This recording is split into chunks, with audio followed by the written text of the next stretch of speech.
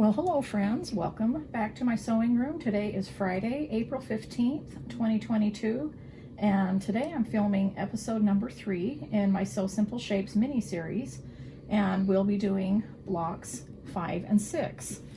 So in episode 1, a couple of months ago, I detailed, I gave the introduction about this sew along and what we'd be doing. So I'm just going to show you the block. So this is 1 and this is 2, and so I showed you how to do these 2 blocks in that first episode, which of course is still here on my channel. I also showed you how to sew the stars and how to sew the backgrounds. Let's see, let me pull one out from here. How to stitch the backgrounds for all of these blocks. I detailed that on episode 1, and then I also detailed how to prepare the stems, this 1/4 inch straight bias tape for the stems. Okay, so that's in episode 1. So those 2 blocks are covered there. We will be putting these into a quilt. There will be 20 blocks total. And so it started a couple of months ago, and it will go all year long until November. I'll be filming the 3rd Friday of every month. And this is block number 3 that I did in episode number 2. This is block 4 in episode 2. Today I'll be showing you block 5 and block 6. And the shapes that we'll be doing, we'll be using for these 2 blocks is Granny's Garden, Sew Simple Shapes. So I just keep these in my Sew Simple Shapes, my binder that I've shown you before, and I'm sure I showed you that in the first episode. But I just took these out, and I usually keep the header that comes with the shapes inside that, and then I just put them in my binder to store those, and then I keep these in the front of the binder, but I just took these out just, because it's easy to see. But when I show you each shape that we're using every week, then you can look on here to see which size fabric and interfacing to cut it. So in other words, for block 5 we'll be using, well, for block 6 too, we'll be using I-21. And so you can just look at I-21 and you know that you need to cut your interfacing 2 by 2 and your fabric squares 2 by 2. Okay, so, and that, I always leave a link to this. You download this cutting guide on Riley Blake's website, and they'll also be showing you the blocks each month that I'm doing in their newsletter. So you'll need to subscribe to their newsletter. That newsletter comes out the 3rd Wednesday of every month. This happens to be because of how the days of the week landed in April. I'm actually doing my tutorial on the 3rd Friday, which comes before, does that make sense? The 3rd Wednesday? I don't know, but anyway, their newsletter will be coming out Wednesday. And so let's pull up this block right here. I'll put it on my book stand so that we can kind of see what we're doing here. And so what I've done is I take I-18, okay, for the flowers, and I just cut the interfacing. I just take this, cut the interfacing, put it there, and trace around it. Then I cut my square the same size. It looks like these are, 3 by 3. Then I just cut my fabric the same size after they're traced, and then I simply sew directly on the lines with right sides up. And I know I've showed you this over and over again, my method of my Sew Simple Shapes, but I just kind of want to do an overview real quick for those who may be joining this video for the first time and first time seeing my method.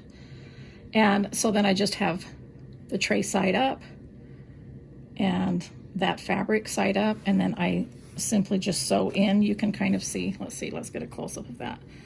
Where I start in here, I just sew into it, sew right around the lines, going slow on the curves, and then I just over sew by about that much to lock those stitches in, and then I just sew off and I just continue doing the next shape.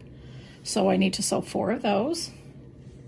And then the shape for the leaves, for this right here, this is what these look like already shaped. The shape for the leaves are I3. And again, same thing, you just trace on there, you just place it onto your fabric right here, and I'll show you how to, you know, I'll quickly sew that shape just so that we can kind of see. And then the circles, like I said, are I-21. It's hard to see these. Let me put it against that, maybe you can see that. See, that's I-21. And that's these 4 circles here. And then I need 1 more circle out of the I-21 like this for this, with this fabric for the center. So I'll show you how I sew a circle, and I'll show you how I sew a leaf, and that's what we need for, okay, this goes on the next block. So that's what we need for 5, okay? All of those shapes right there. And then for block 6, which is this one, again right here, this is the background for that one. And we are doing this shape right here, which is I-10. And that's how you get this leaf. We need 2 of those. So I'll sew up 1 of those. And in fact, I don't need to sew that leaf, I'll just sew that leaf. I think I already have 4, let me count this. Yeah, I already have 4 of these leaves finished, so I don't need to sew that. And then we are using the same circle for the center of this flower, which is I-21. Okay, so there's that fabric. Now for the flower, we're using I-23. And we are using 4 2-inch squares. So there's I-23. And what we're doing is 4 2-inch squares and sewing them together, pressing the seams open. And see, that's how that will form right there. And then you'll just, after you've sewn that, you just place that on there and see where these little cleavage areas are. You can see through this interfacing, and you just place those little cleavage areas right on the seam lines. Sew around that just like you normally do.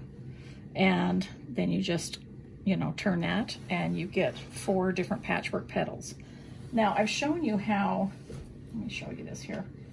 I've shown you this on an episode of my ReMix series where I took a shape right here from the Granny's Garden set.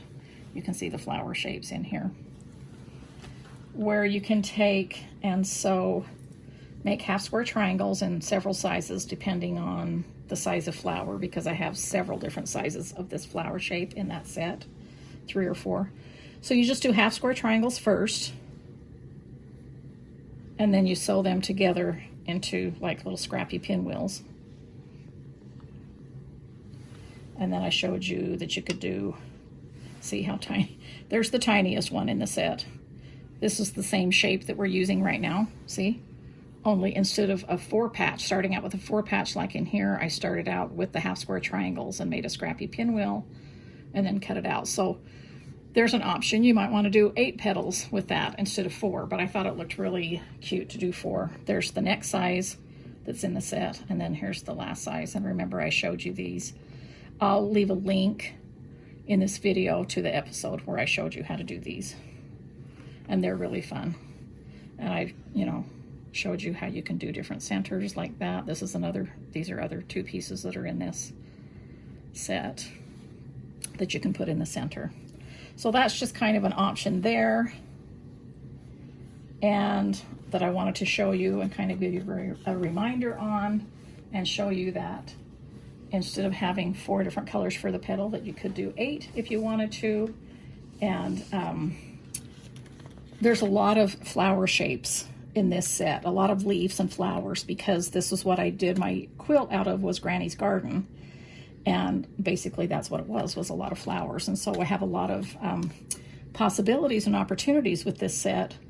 So as I was preparing these 2 blocks, just kind of an FYI, or maybe a little beforehand knowledge, I drew up 4.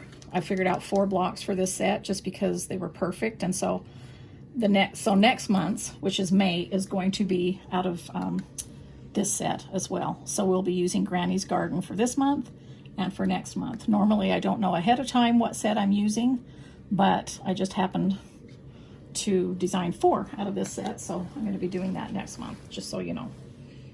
All right, so what I'm going to do here is just sew a couple of these just so that you can see. I do not need my Seam Sew Easy Guide that I have taped on here, but I always just have it taped on here, so it's not going to hurt it just to have it there, because I'm just sewing directly on the line. So what I do is I just sew into it, and I go as fast or as slow as I need to. Now, if I feel like this isn't going to shape really nicely because I might have too long of stitches on the corners or something, you know what I mean. If you have a long stitch length, you might not get that. For the featherweight, you need to go up to get a smaller stitch length. So you can always tighten your stitch length and so that it's really tiny stitches. And I'm using Aurifil like I always do. That's a very strong thread. It's 100% cotton. It's very strong and it's very thin. And if you use really good thread, I would definitely use cotton. Want to use natural fibers. And then you just pivot here at the end. But on the corners, if you feel like you need some reinforcing, it's really not that big of a deal to just kind of do a few stitches backwards and do tiny stitches. So each time that I'm doing a video on these shapes, there's always lots of different tips and tricks as we go along, and I just want to talk about different ones that might help you out. And so since I've oversewn that already, I'm just going to sew off of that. And so today I'm going to talk about, when I'm shaping, I'm going to talk about points. I'm going to talk about outer curves. So this circle is perfect. So let me sew on this circle. I'm going to get one hand out of the way so you can see, but I just go slower on the circles, and I use a foot that I can see exactly where my needle goes into my fabric and my interfacing, and I just turn it around. When I get to that point, I just snip this one off so that it's not going to cause any problems.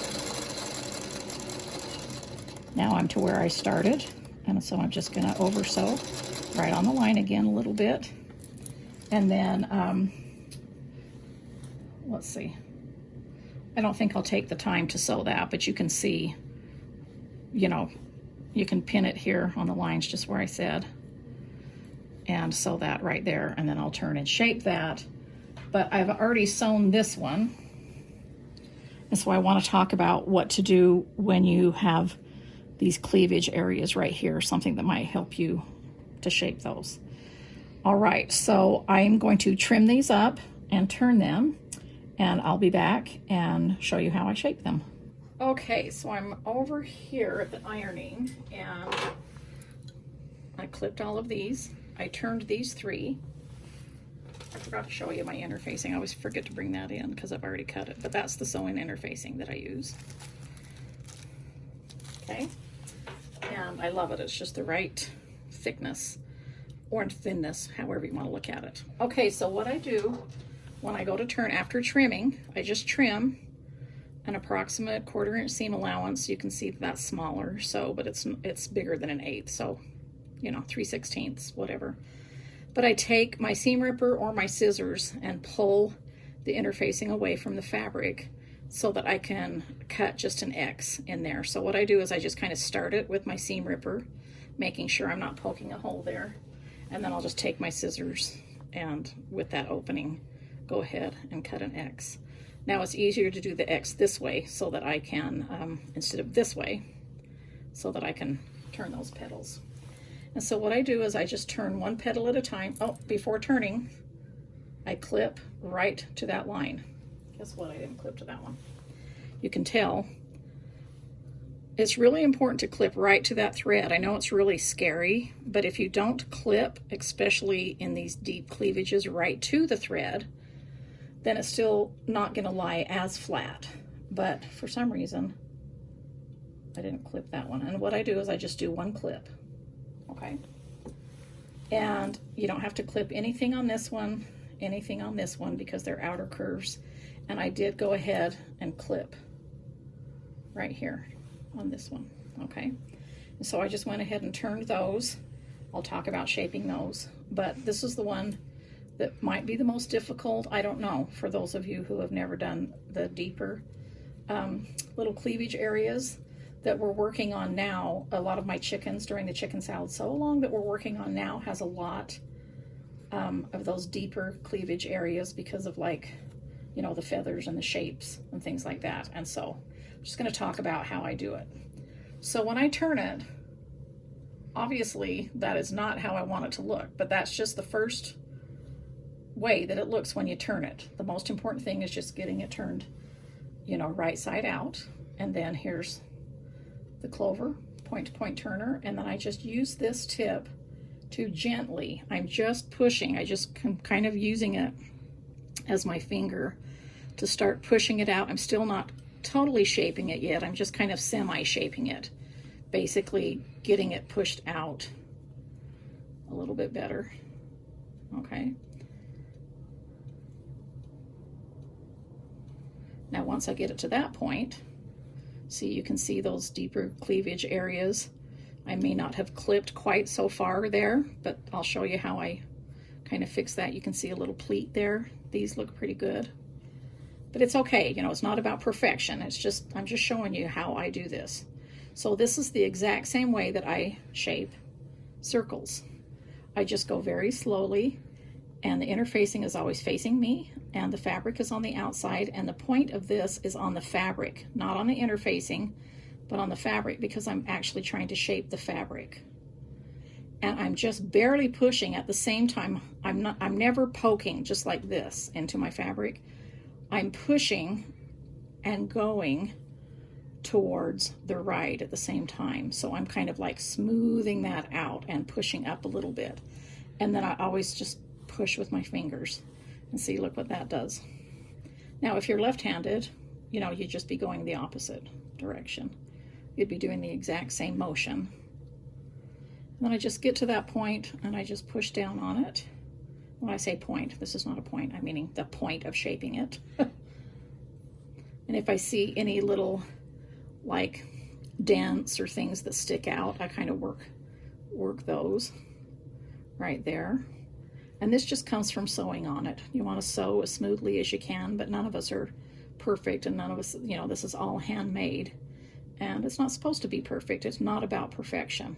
It's about enjoying the process, making a cute little shaped flower, and having the edges already turned under so that you can just put it down and start stitching on it. Okay, so now that's shaped pretty good. But this is where this comes in, especially on these inner little pleats right there. I will just put that down on the surface and kind of pull it back so it's flat right there. Can you see? So I've pulled that pleat out, and then I will take that and just roll down on it 2 or 3 times really hard, and that really helps to push those little cleavage areas I can't talk, talking is hard, down. Okay, and then you can further shape them better with the iron by doing it instead of all at once. You can just do them singly if you want, and kind of use your iron as a tool to push those pleats smooth. And I'm just using the tip of my iron right now, and I'm just going into that little cleavage area. Okay, so now those are smooth, and so I can just go ahead and just do the whole thing. I just press my iron right there, and then I'll put a clapper on top to absorb that heat. Now, while that's cooling, you know, even though I already shaped these, I'm just going to show you that when I do these points, I just go ahead and shape that thing. But when I do these points, I know I've shown you before, but I actually turn it sideways like this and take advantage of that kind of lumpy seam allowance that's in there. And I'm actually pushing on the seam allowance so that I'm not pushing out on the interfacing, I'm not pushing out on the fabric, I'm actually pushing on that seam allowance so that I'm not going to poke a hole, but the seam allowance is pushing it out to a point. So that's how I do that sideways, okay? And then I went ahead and pressed those flat, circle, already shown you. Same thing, just did that. Those are ready to go. Now that should be cool. All right, let me grab this. So now I've got that fourth flower. I've got this circle right here. So I've got all of those pieces ready for block 5. And that's the background ready to go. And then this one, there's not many pieces in this one. This is another one that's the flower. That's going to be fun. So I just need 2 leaves. I've got the center circle and I've got this flower, and that's the background. And that's ready to go. Now, I've had a few of you ask me questions about what I have in my little pressing windowsill here. So I thought, well, while we're sitting here, I'll just tell you. So I keep my clappers. A question I get is, why do you have so many clappers? So see, I've got some longer ones here. Well, because I sew a lot of blocks at the same time, and so a lot of times when I'm chain piecing, I have a lot of blocks to press, and so a lot of times I'll have this whole thing down with blocks that I've pressed, and then I just put clappers on all of it. Okay, so that's what I've done. I've also shown you how, let's see, let me pull back here a little bit. This is on a table right here, meaning I've done legs right here, which I've shown you on my DIY ironing board. So this is raised up. This is an ironing board that I showed you how I made on an episode here. So again, because I've talked about it, I will link that in case you missed it. But instead of putting this flat down on the window seat, I wanted it raised up for 2 reasons. Because I wanted it higher when I was sewing, so it would just be easier to sew here, you know, and then bring my pieces over here to press.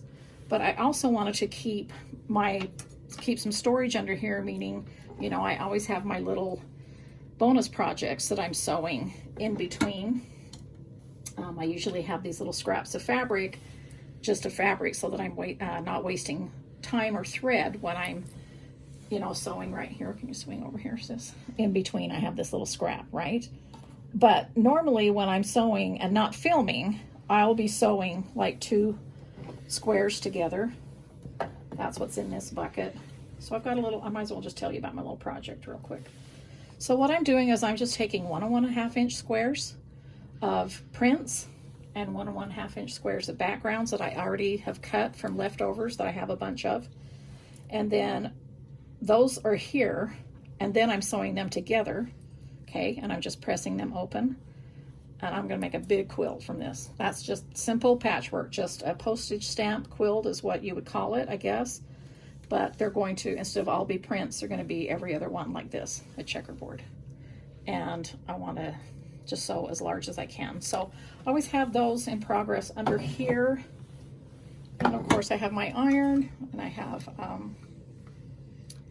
you know, I've talked to you about my irons on the exact same video that I showed you how to make my ironing board covers out of my decorator weight. I talk about vintage irons, why I use them, how I use them, where to buy them, how to shop for them, that kind of thing. And then I just keep this here. This has got my Mary Ellen's Best Press, 50/50 water and starch in here. So I always spray my fabrics and press them before I cut them out. This I just happen to have here holding the curtains back because you guys are all afraid I'm going to catch my curtains on fire with my iron. But I usually just keep my iron here. But usually when Cass is standing up and filming, it makes it look like the iron is right here, but it's really not. It's on the edge here that I keep it. And so this I have a holding my curtains back, but normally it's just a cute little thing that I bought that holds my phone up sometimes when I'm sewing. This is a little vintage napkin holder that I keep a few rulers in for when I need them, because, you know, over here on my cutting, let me lean back a little bit, you know, I can cut here a little bit if I need to. This is, you know, you guys have all seen this. I've had this for quite a while, and it's got my little Farm Girl vintage pin bowl in there, and pins and seam ripper and stuff. But this one I just bought from my friend Pat. She's on Etsy, and she's vintage gingham on Etsy, and I've been buying a lot of stuff from her for a long time, and I just love her, and she has the same taste that I do. And this is another little toy mixer, but I haven't got around to it yet. I've just been keeping that in there and stuff. It's convenient, but this bowl does come off. This lifts up. This bowl comes off. I want to paint this a color. And this is bigger. This is small enough just to keep my pins in. And it normally comes with a mixing bowl that's big, but I bought this without the bowl, and I knew that because this was magnetic, that it would just sit there. This is more convenient just for a pin cushion, but I kind of wanted this one just so that I could put, you know, maybe some larger things in it and just keep it right here. I'm going to paint this a color and, you know, put some fun things. I have some other ones that aren't up here to show you that I've put fabric in, and then I just keep this sitting up like this on top of the fabric. But anyway, so that's a new acquirement. This is a vintage sewing caddy that I just have here. This is my little magnetic. Do any of you guys have one of these? Look, it extends out, but it's got a magnet in case I drop my pins or needles or something and can't get under there. So I guess it's like a magnetic reacher, or, you know, if you drop your pins, pick them up.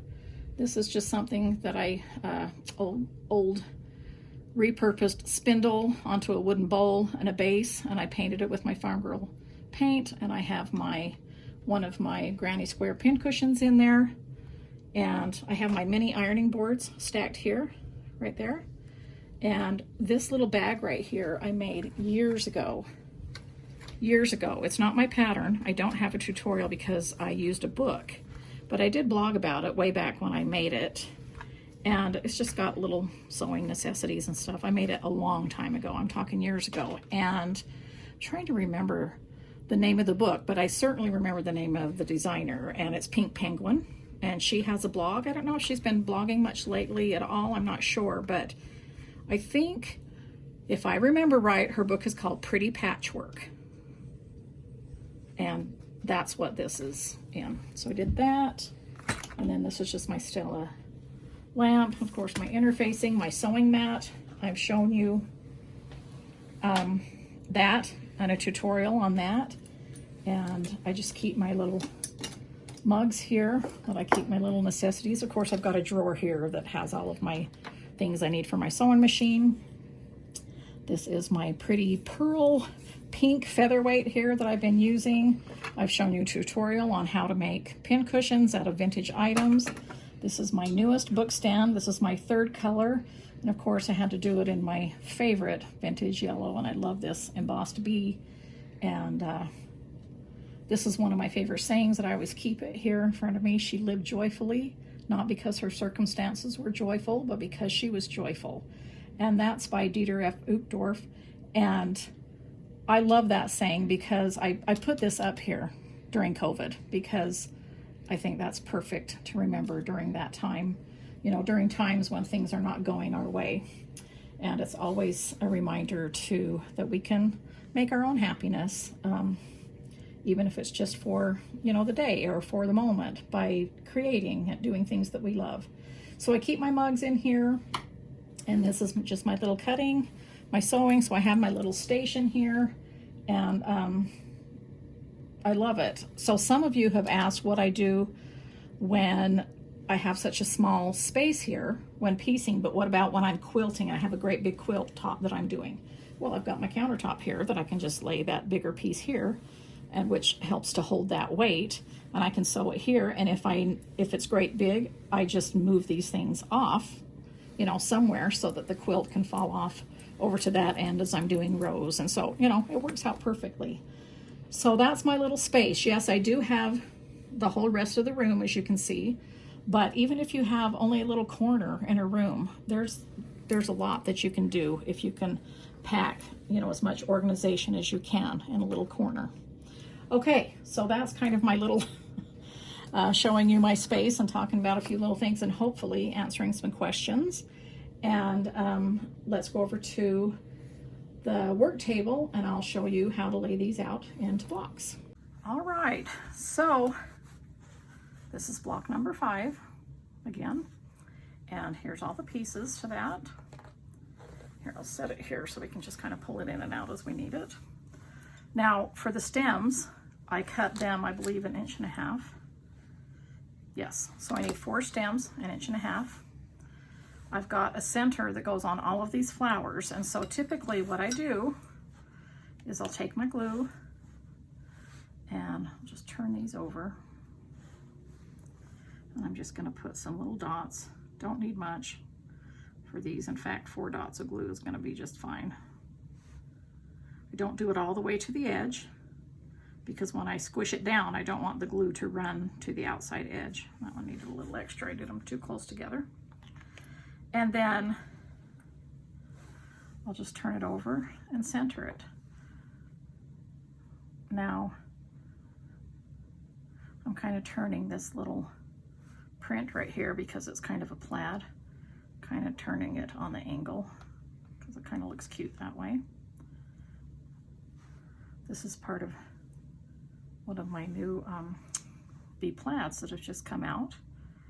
I'll show you at the end. After we've done both block layouts, I'll talk about the fabric because you know, you don't have to use the exact same fabric that I'm using, obviously, but I always get questions wanting to know exactly what I'm using. So in each video, I'm going to try to tell you exactly which of my prints that I'm using so that you know what collection it comes from and things like that.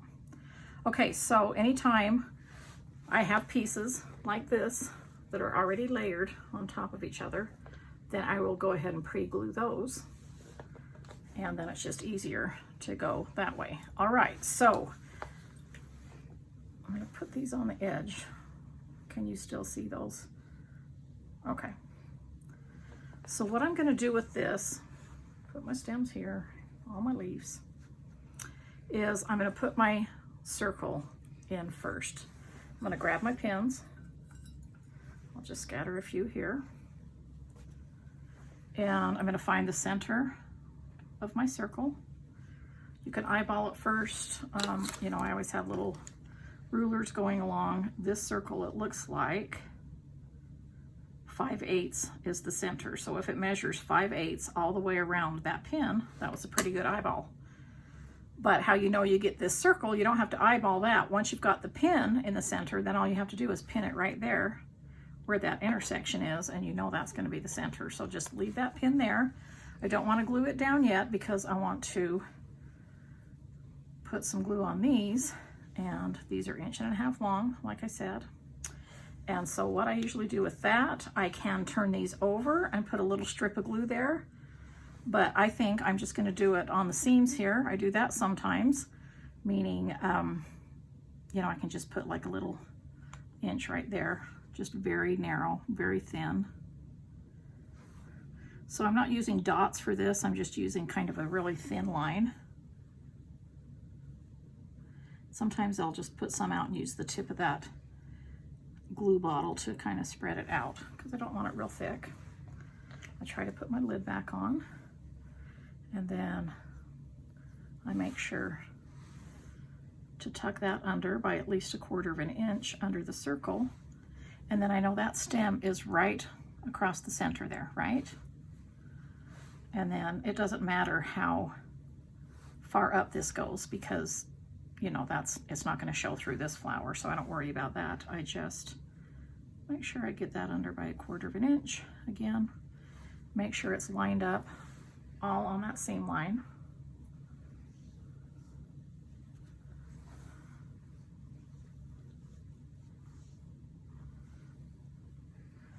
Last one, I just pull these little threads off, make sure they're not going to stick out to the sides.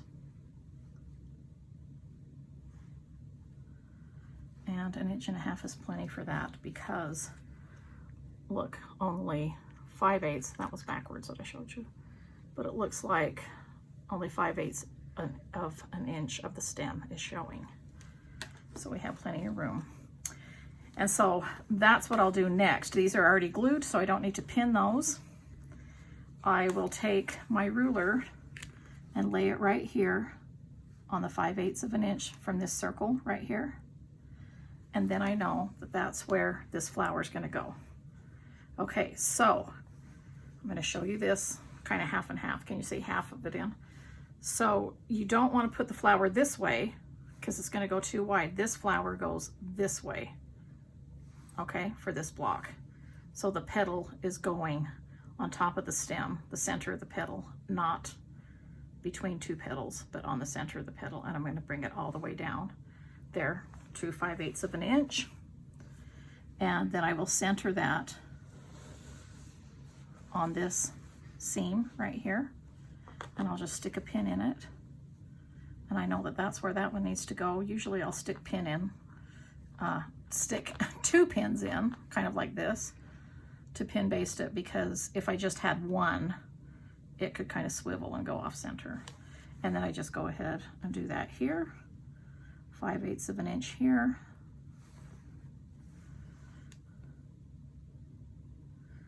So I know that's how far in I need it, and then I just need to center it. Stick a couple of pins. Again, these are my applique pins for my pretty pins, not my mini applique pins, but my applique pins. I'll grab those scissors. Looks like I got a little vintage trim. Who knows what's in my pin bowl? Okay, then I'm just going to continue on, do it here. And it's just kind of all about measuring and using these lines right here to help with what is going to be centered so that it ends up looking, you know, symmetrical and perfectly centered. And that's always a good thing. Okay. One last one. So again, I'm just putting it on 1/8 of an inch past the 1/2 inch mark there, 5/8 of an inch, and sticking a couple pins in. Now these circles right here are already glued down, so all we have to do is take the glue and put a couple of dots under here. Okay, I just lift up. I'm not gonna take the time to go around all of them, but I just lift up and go around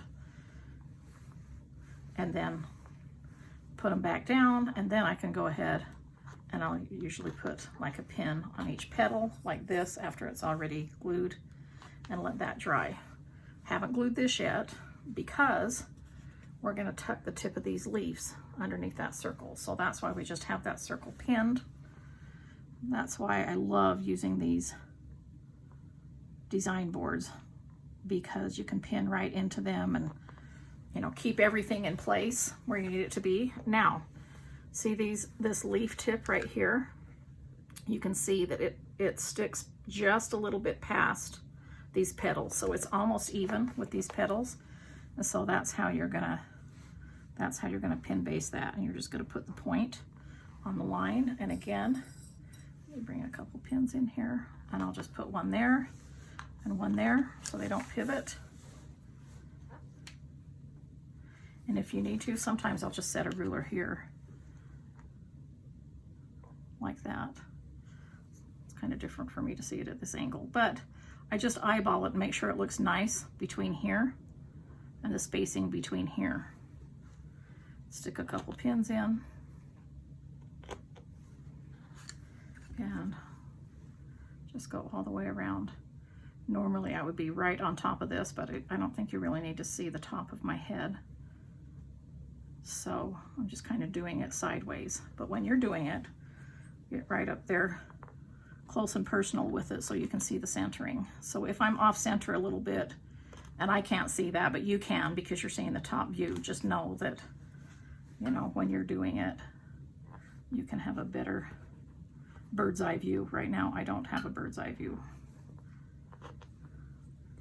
Just want you to be able to see my hands and see my work. Okay, so that's what that looks like. Then again, I would take the Sue glue and just go around and glue it. And remember, a dot is a lot. You just need a little dot. You don't, this is just kind of taking a place of your pins. After you take your pins out, your glue, let me just bring it, your glue holds it in place so you're not, when you're bunching it up, whether you're machine appliquing or hand appliquing, you're not sticking those pins in the palms of your hands or whatever, because it's already just glue basted. You can bend it, you know, your block, fold it up, roll it up, whatever you need to do.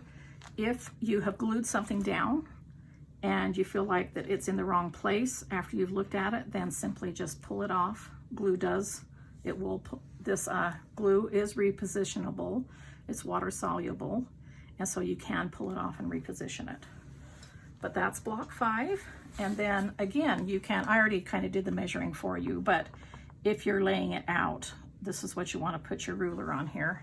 I'll put that on an angle because I know you just, whenever I put the ruler here, all you're seeing is the ceiling light.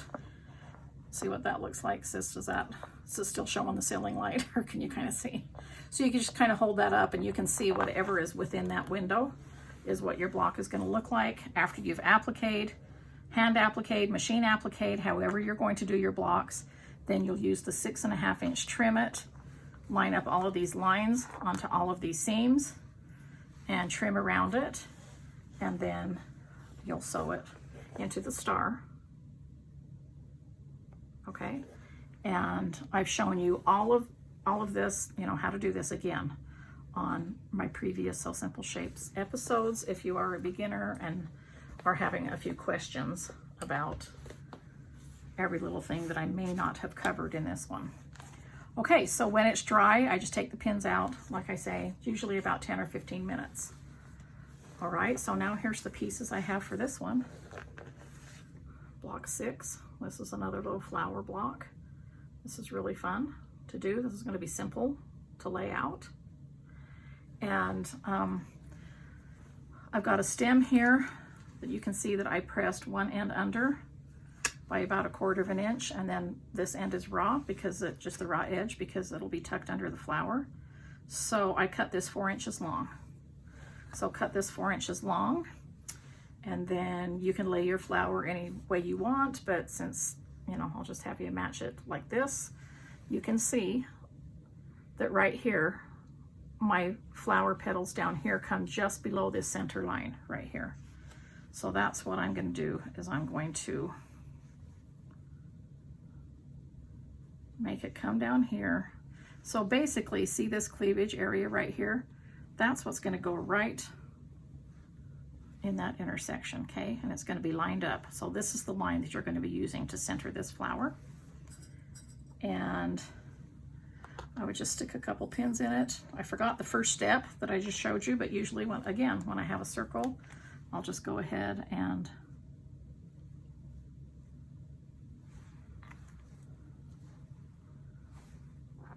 put that in the middle. Let me see what that middle is. I think it's 3/4 of an inch. Oh, it's not quite. I didn't do the center test on this one. This looks like it's a little bit over 5/8 of an inch, a little bit over 5/8 of an inch. On that way, I'm gonna do it this way too, because since I put glue on it, I want it to dry centered. This needs to come this way a little bit. Okay, I'm gonna hold this up so I can see it top view. Yeah, that looks centered to me. Okay, I'll just let that dry. Then I'm gonna go ahead, and I don't wanna just glue my stem down willy-nilly because we're gonna be trimming this off. So I wanna know exactly how much stem, how much room I have hanging down from the center of that flower, and it looks like it is 2 3/4. So I'm gonna lay that right there. 2 3/4 is right here. So I'm just gonna put my finger on it. I'm gonna grab a pin, hold it in place, and now I know that I can just lift that flower up a little bit, do a line of glue.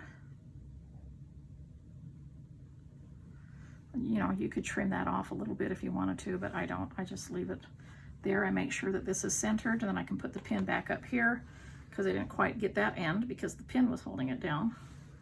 And then just do a little bit of glue there. And see, I've got that centered over that seam right there.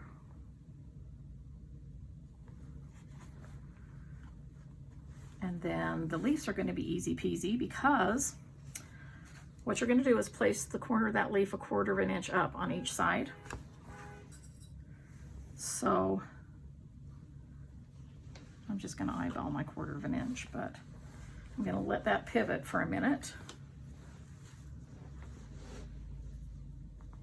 Put my other one up by 1/4 inch, okay? I'm going to put it right down there in the corner. And then I'm going to take this, take my tape measure, and I'm going to measure from point to point here. So from the tip of this leaf to the tip of that leaf is 5.5 inches, okay? And so that means the center of 5.5 inches is 2 3/4. So you're gonna lay this 2 3/4 tape measure right there on your seam. And then I know that that tip, I'm gonna pivot to 5.5. So it doesn't go past 5.5. So up to there. And stick a pin there. See what I mean? How that leaf goes right there. And then of course this one will go just inside the 1, or the 0, whatever you want to call it, and put a pin there. And then I know that that measures 5.5 inches right there, and I know it's going to be the same amount on all sides, so that when I put my ruler on it, I'm not going to trim off the end of my leaves because I put one down too low or too high. So once those are down, I'll probably move these pins in like this so that I can lift the, whoops, rolled my glue out, thanks sis, and put my little dots underneath there and get that glued down. Once the glue dried, I just take it off and it looks like that, and then I put, trim it up after applique and put my star points on it. All right, so that's 5 and 6. Let's talk about fabric for these. I'm gonna get my lid back on there.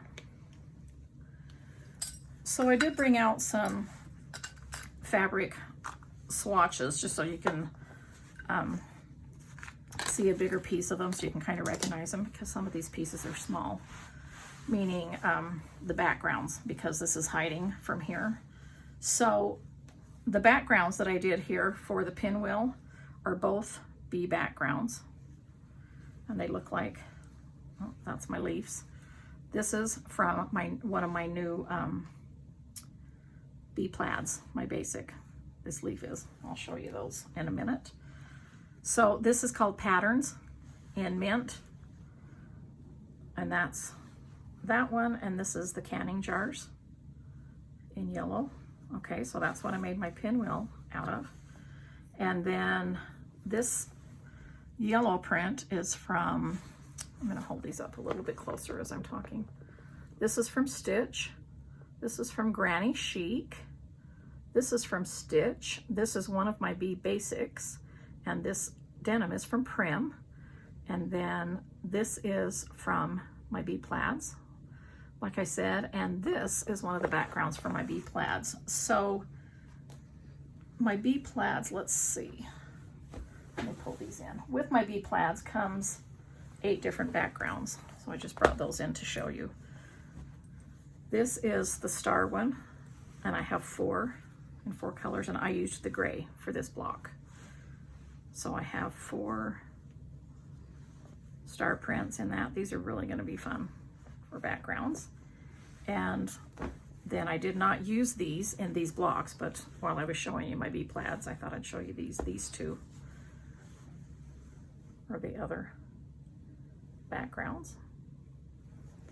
And then my bee plaids, I just brought a stacker in, a 10-inch stacker. That's what I was kind of using. So I've used some of these in different projects, but this is the little card that comes on the back that shows you all the different bee plaids. And these are really going to be fun to go with my basics. And I used all of the green. That's why I left a little green square here, but that's right there. And so that's the fabric. Did I cover? Oh, no, I forgot to tell you. This is the star points is from Farm Girl Vintage. This coral and red little print. Okay, so I've told you all about the prints in that block. And in this block, which is block 5, for the star points here, this is from Stitch. This is teal and Stitch, and the background for that is actually another one of my wide back prints that I like to use for backgrounds. Let me unfold this. This is from Granny Chic, and it's the one that's got the embroidery on it. This is the one that's got the little tan embroidery on it. It's really fun. You can actually embroider on this. These are from like my grandma's vintage patterns, her old embroidery. She was always, her and my sisters, my great aunts were always embroidering pillowcases and dish towels and all that stuff. So that's those two prints. The backgrounds are both bee backgrounds that I did the pinwheel with. Okay, this is Daisy. This is the pink daisy. And this is the teal diamonds. So that's those. Now this little print right here, that's the flower, is from Prim. This one is, like I said, from my bee plaids, from that little collection there. Let me put my paper back on that. And this one is from Farm Girl Vintage. This is from Flea Market. Okay, did I cover it all? And again, I told you this is from my bee cross stitch. I've told you that in my other episodes. I think I covered all the fabric in that. And so that's what I have about these blocks, but I did bring this quilt in to show you. Cass, do you want to pass me that quilt over here? Now I can't show you everything, but I can kind of unfold it. But remember in episode 1, if you've been following along with this, this is my original Sew Simple Shapes series that I did. So I'm just going to kind of move this around. You're going to have to tell me, sis, what you can see and what you can't. But I talked about this on episode 1, meaning showing you that I had used shapes with all of my different Sew Simple Shapes sets up to Autumn Love, because that's what I had at that point. And I did the pinwheels the same way. See how you can see that there's the background pinwheels, but I did 12-inch blocks. So I was able to use larger shapes because they're larger blocks. So these blocks finish at 12 inches. And I've had a few questions, so I just want to explain again. These blocks finish at 12 inches. These blocks in here finish at 6 inches, but now the whole block finishes at 12 inches. So we're going to do this exact same setting that I have all the measurements for on my blog that I link to make this quilt. This quilt has 20 blocks in it. This quilt will have 20 blocks in it. So you can do the exact same measurement, so it's going to measure exactly the same way. You know, so you don't have to worry about, I've had a lot of people say, how much yardage do I need to finish this quilt? Well, it's all in my blog post that I've linked to so that you can figure out what you want to do. I bordered this in gingham and I bound it right here in my, I think this was from my Christmas collection, my gingerbread recipe, my grandma's gingerbread cookie recipe. I printed on fabric, I don't know, 5 years ago for my Cozy Christmas collection. And so that's in there, that's binding that. And the backing is my wide back, my baby chicks wide back in green. And I don't know, maybe if I can try to manipulate this so that you can see some of the blocks close up. I'll kind of roll it that way. Maybe fold it this way. Here, let me move this out of the way so I can unfold it on this side.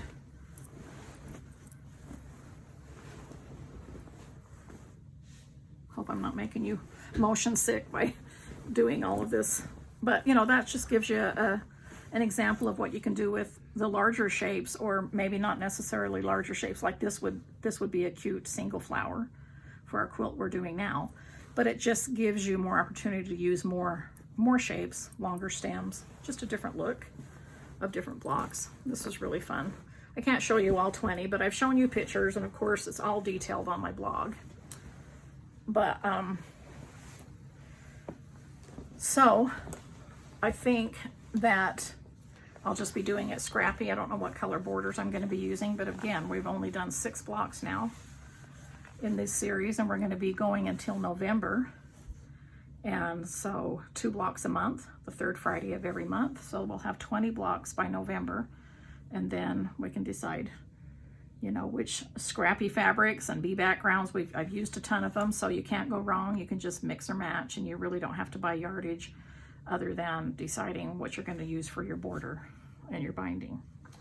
And so Thanks so much for joining me today for this number 3 in this series. I'm excited to show you the May blocks next month that we are doing again from the same set of Granny's Garden. And I know I'm looking forward to this weekend. It's the holiday weekend, it's Easter weekend. And we're going to be doing some backyard barbecuing and games with the family and things like that. I'm looking forward to it. I hope you all have a good weekend, no matter what you're celebrating, whether you celebrate Easter or not. And I hope you get some warm weather where you are. And if you are enjoying my videos and my channel, please like this video and subscribe to my channel. It really helps me out. It helps me to bring you more content. And I appreciate all of the sweet, sweet comments. I read every one of them. Sometimes it takes me a while to get to them, but I do, and I try to answer when I can or answer in my videos. I try to heart all of your comments at least. And so again, I really appreciate your support.